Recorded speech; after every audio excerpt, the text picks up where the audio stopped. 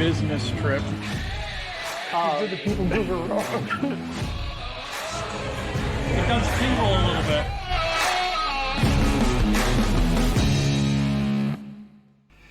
Hey everybody, it's Matt with the DPI podcast, and I've got Peter with Princesses and the Mouse Disney Travel with us tonight, and it is DPI Top 3 time.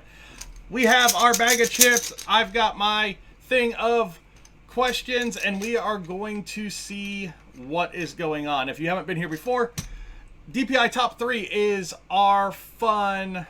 You said the tape thing again. Our fun take on different Disney topics, and it's a random draw almost every week. I'm not going to say every week anymore because there's been a few weeks that it's been. But hey, topics from last week was our favorite Disney smells. We've done favorite value restaurants, favorite resorts to explore. We've done all kinds of things. So tonight's number is number 17. Let's see if we can get that in focus. There it is, 17. So let's see what number 17 is, and then we're going to have 20 seconds here to figure out what we're doing. This is a good one. I might need to do some research because I don't know the names. Our favorite alcoholic drinks at Walt Disney World. Oh my gosh.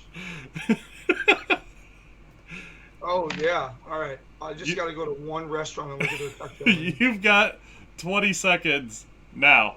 That's not... Planning your first trip and getting overwhelmed by all the details? Planning your next trip and just want some new suggestions on things you haven't tried?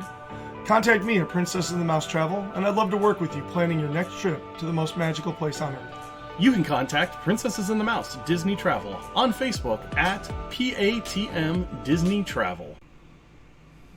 All right. So we're back. This is an impossible topic. Why would I know the names of these things off the top of my head? If anything, I would be very, very concerned that I know the names of the drinks off the top of my head. Like, what are we trying to portray on this show, Matthew? We are building a character reference for our trials in the future is what we're doing, right? We said alcoholic drinks, right? That was the stipulation? Alcoholic drinks. All right, I can give you my number 3, which is probably my number 1, but I'm going to use it as a way to find the names of the other drinks I'm thinking of. Okay, go for it. Okay, so my apparently number 3, but it would honestly, this is the first thing that came to my head, is so I am going to actually start with the Schaffenheffer Grapefruit Hefeweizen. So that beer, which, I mean, you can get it around, like I can get it at Meijer now and everything else like that, but that beer is synonymous with drinking at Disney for me for a couple of reasons. It is just, so it's a grapefruit Hefeweizen beer, obviously, as the name says. So it's got a little bit of tart, but a little bit of sweet, and it's a nice, smooth wheat beer. So on a 90-plus degree day, when you're tugging the backpack along because you're the dad of the family, and you've got sweat dripping down your back crack, boy, having one of those in your hand is just fantastic. And you can get them in Germany and EPCOT in a 16-ounce. There's also a secret. It is the snack cart right next to the entrance to the Olaf, and the Mickey and Minnie short in Hollywood Studio is the other place that you can get this beer. And you can also get it at a couple other restaurants. But I am a huge fan of going and grabbing one of those as I work my way around the back side of the World Showcase. And it is absolutely wonderful. So, Schaffenheffer Grapefruit Hefeweizen, my drink of choice at Walt Disney World. Okay, so my number 3 is going to be, you can get it a couple of different places, but it's the Mexico Pavilion, basically. So where it comes from is La Cava Tequila. You can get it at La Hacienda de San Angel. You can get it at the San Angel Inn. It is the spicy blood orange margarita. Yeah, it fantastic drink. Got a Cajun spice salt around the rim, and then a good hearty blood orange margarita. Fantastic drink. Like I said, you can get it a few different places, but La Cava is the best experience if you have a chance to go in there and just have a couple of drinks in there. Just a great experience there. So my number 3 is the spicy blood orange margarita. So let's go ahead and get to our number 2s. Okay, I'm going to do a number 2, but you know what my number 1 is. And I swear, I go first. So, never mind. All right, so here's my number 2. It is also going to be found in EPCOT. And my number 2 is found in the Rose and Crown Pub. All right? Am I good? Yeah, you're good. Oh, you're looking up a menu to find it. Yeah, I'm on a menu right now. Okay, your eyes were like darting everywhere. And I can't find what I'm looking for, and it's pissing me off. That's funny. So my number 2 is found at the Rose and Crown Pub over in the UK Pavilion, and it is going to be a diesel. I was told by one of the amazing bartenders from the UK that it is called a diesel in her part of the UK. And what it is it is a snake bite. So that is going to be half Harp Lager and half Strongbow apple cider. And then you put a little black currant in it, and it is just, oh my goodness. We have talked many times about mine and Matt's love for the ones that are on the Skyliner, the resorts that are on the Skyliner. Mm-hmm. And so as you get off the Skyliner and you come into the EPCOT back entrance there, you're between France and UK. My kids, like, it's not even a question. We walk into EPCOT, even if we're going to go to France, they know that they got to stand on the top of the bridge while Daddy walks down to Rose and Crown.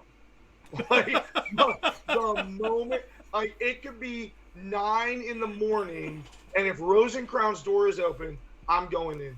And after fireworks, it's one of the few places that continues to serve. So you can typically, the park is technically closed. It's been closed for 40 minutes. Rose and Crown will serve you one. You can go sit out on their back terrace overlooking the lake. Last year, we were there for my birthday. We were kind of run down for the day. My whole family went back to the resort, and I straight up left all of them, went to EPCOT because we spent the day in Hollywood Studios. I went to EPCOT just to get one of these and then go sit down on the lake to enjoy the nice evening breeze and just the serenity and calm that is kind of that area of the park, enjoying one of my favorite drinks. Like, because my wife was like, well, what do you want to do on your birthday? It's like, I'm getting on the Skyliner. She's like, okay, bye. Enjoy your snake bite. I was like, that's right. So Shannon chimed in. She goes, what if my husband won't stop long enough for me to even drink a beverage? So, do you have any advice for Shannon? Do what I did, Shannon. Just be like, all right, I'll meet you at that next thing. I'm going to go over here and grab my drink.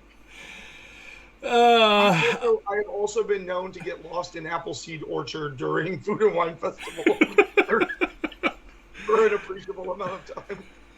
All right. Before we move on, if you want to submit an idea for the top 3 show, you can go over to the website, patmdisneytravel.wixsite.com/planning. Up in the right-hand corner, you can check that out, and you can... Shit. Maybe he and I need to take a business trip. Go up in the top right-hand corner and you can submit a top 3 question. We actually got one from a viewer last week that we are going to work into the show. I think we're going to use it as this week's client question, though, because it's a pretty good one, and I don't know that we would have a top 3 necessarily for it. So I'll try to come up with 3 things. So my number 2, I can't find it, but there's something close. So I wonder if they changed it. So over at Space 220, it's called the Nebula. So it was It's a the one with the ice whiskey. cream sandwich. No. That's the Bang or the Big Tang. Oh, okay. The Nebula was the one that had kind of like the Angostura bitters in the star at the bottom of it. It's Maker's Mark pineapple, honey, and passion fruit. And then yeah, it's a good drink. It's just not the same as the one that was there last year. But no, if you want to go over and find some cool drinks, there's a lot of places to find some really cool drinks. You got Trader Sam's, you've got Space 220, you've got a lot of different places if you want some of those exotic drinks. So my number 2 is going to be the Nebula. I think it was called the Galaxy Cosmo is what I got. Yeah, I was remembering something being called the Galaxy like that, and I don't see it on their menu. I jumped over there real quick while you were talking about it. Let's just talk about also, like, any drink that you're having at Space 220 is, pardon the pun, like, it is an out-of-the-world experience. It really, because, I mean, we had my kids convinced that they were on... like they were on a little space station until like a solid 20 minutes in that restaurant. No, I mean it gives you all the feels. I mean you walk in, the elevator is really cool. It's an awesome effect. The huge screen in the restaurant is an awesome effect. I mean it really makes you feel like you left and you're on this little like space station for dinner. It's pretty cool. Really cool. So yeah, so my number 2, I'll go with the Nebula, but I'm pretty sure it was that Galaxy Cosmo that it had before. There was another. They've changed this menu up quite a bit since last year because there's only a couple. The Big Tang and the Atmos Spirits are really the only ones I remember because of the cotton candy that they melt in that one drink. So. Yeah, Jesse and I got one, and I think it was the Big Tang, that it was Tang infused agave nectar. No, there was one. Oh, it was a coffee. Here, it was. Oh, see, I don't see it. Where's the coffee? Hold on. There was a drink there. It was crazy. It was like coffee, but then they had like a Kahlua foam. Like it was straight up foamed, and I'm not seeing it on the menu anymore either. Like that thing was crazy. Like just taking it, taste the foam, like whoa, this got some stuff going on. All right, anyway. Before we get into our number ones, where can people find you? Really, right here on Tuesdays at 7:15.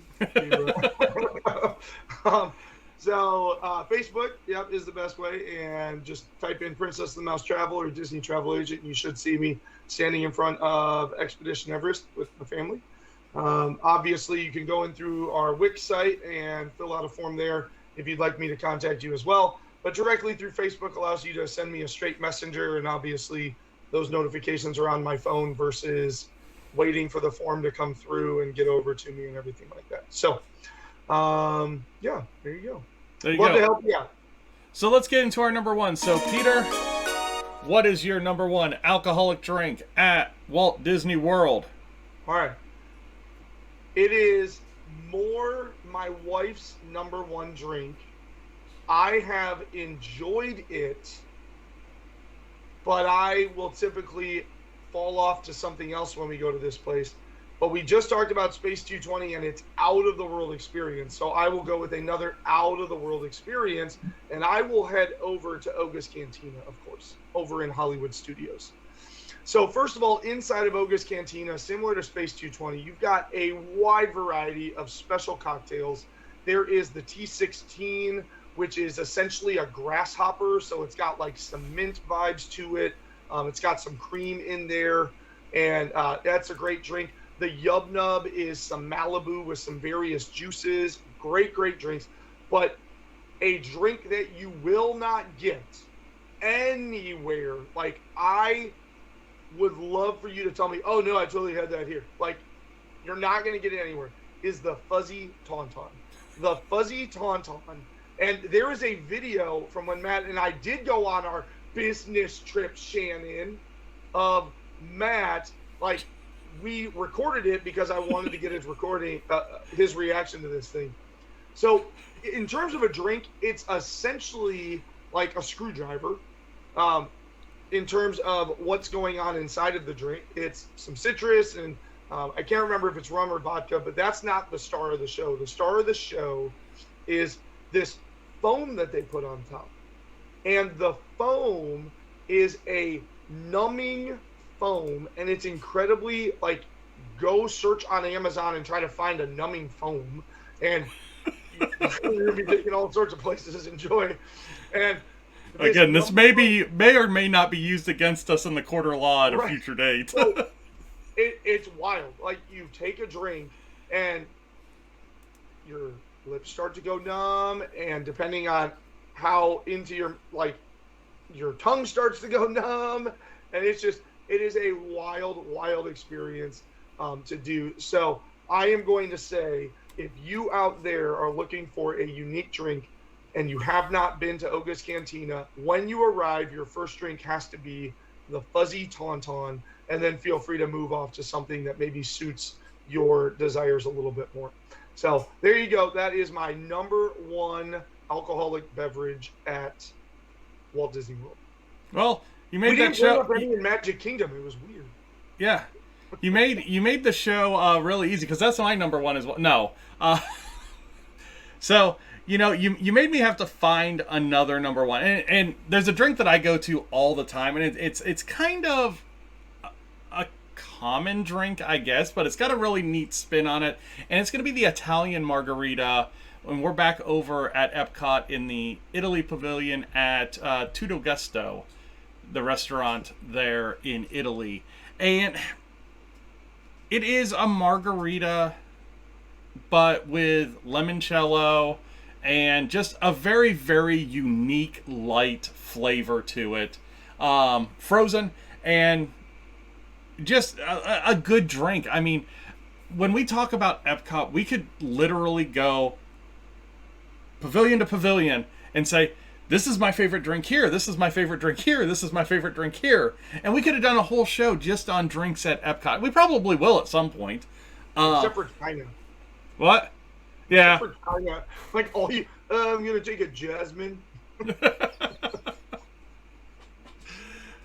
But yeah, I mean, you think about all the unique things that you can get around the world, and then especially when Food and Wine comes in, you basically triple that with what they bring in for Food and Wine. So just the possibilities there are fantastic. But when it does come to drinking, you do have limitations. Right now, Magic Kingdom is very limited on what you can get. You can start getting beverages at some of the sit-down restaurants. Have you gotten a beverage at a sit-down restaurant?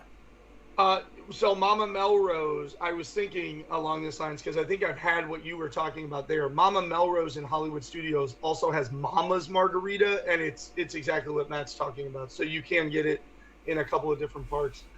We didn't give any credit over to Animal Kingdom at all in this area, and I don't know. I guess it would behoove us to say, if you go over to Grog's Grotto in Pandora, you can get some pretty unique cocktails and beers.